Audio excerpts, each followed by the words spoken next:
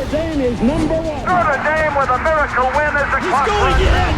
Notre Dame has scored. Rudy was one of about 20 walk-ons on that team, and I really have a good experience with him because he was a defensive end on the scout team, and I was a fullback, and fullbacks have to block defensive ends, and he would just jump up after we would knock him down and say, "Come on, play hard." He really did that, and many others did too, but he really was a perfect example of the Notre Dame spirit. One of our defensive ends, I think it was like the second to last player, or ran off the field, and his name was Tony Zappola. And I go, where's he going? I was playing defensive tackle on the left side.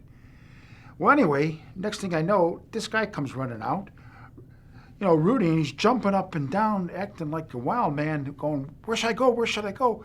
I said, well, here, Rudy, play defensive end in the end, and what I'll do, I'll grab the guard and tackle, and I'll push him this way, and I'll spin, and if the quarterback comes our way, hit him. Well, it just so happened the ball gets hiked. I come across, I grab the guard and the tackle and push them together and spin on the other side.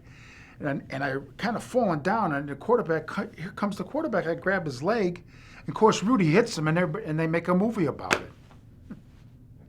Things worked out real well for me as a freshman, and when I still think about that Georgia Tech game, had 2 touchdowns. I happened to get a call on an option pitch. Rick Slager optioned it off to me. I broke one off for about 15, 20 yards. Another play happened where I broke another touchdown off. But at the end of the game, I think I had close to 152 yards. And I think about Rudy getting his one opportunity. He made his one play, and I'm so happy for him. But, man, I think about it. I was the star of the game, and this guy makes one play, and the rest is history. But I'm happy for you, Rudy.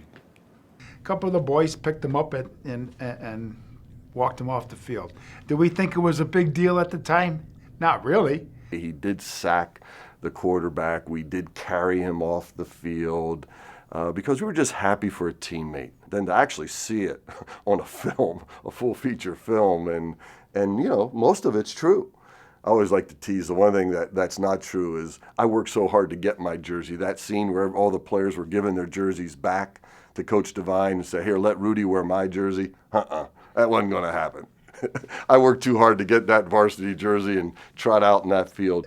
Part of the movie shows the guys giving the jerseys down and walking in there. There was a guy played with us. His name was Pat Sarb, and kind of an interesting story because Pat did go in to see Coach Devine, but this was senior day, and it was a great day for everybody. And so what Pat went in and saw Coach Devine and said, "Hey,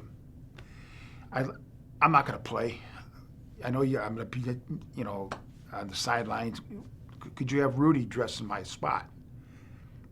And of course, he agreed to do it.